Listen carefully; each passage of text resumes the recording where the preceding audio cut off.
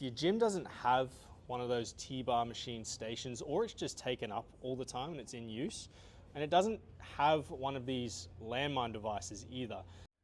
Now, all you actually need is a stable point that you can lock a barbell into. For example, if you've got yourself a squat rack, like this assault rack here, I can simply press the end of this barbell into there, and that's my stability point for the movement. From here, I can load the weight onto the bar, which I'll do now, voila. And then it just depends on which handle option you want to choose, and you've made yourself that T-bar row station.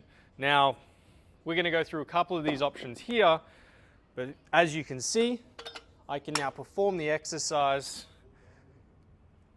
as if I had the T-bar row machine or one of those Landmine devices, completely the same way going off of there. All that barbell needs is a stable point to go up against. If you don't have an assault rack, it can just be anything that's not going to move. If you've got a heavy piece of equipment in the gym somewhere, you could just lock it up against the bottom of that, or even just a wall from there. Now, if you aren't too confident with that, instead of just pressing it 90 degrees to that point, you can move it to the corner, which I will do for you now for demonstration's sake.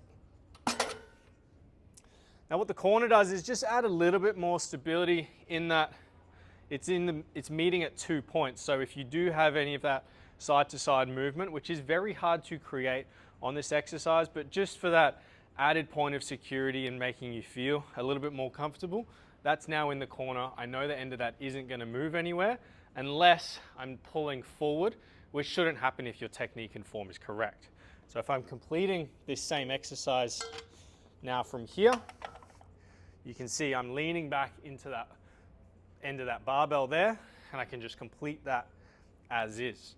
Now, I mentioned the handle options before. If I needed a little bit more range than this V double hand handle performs, then I can just use one of the rope cable attachments from a cable machine.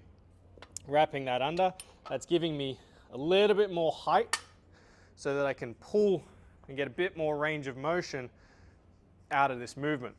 So your coach will most likely let you know which handle to go and everything like that.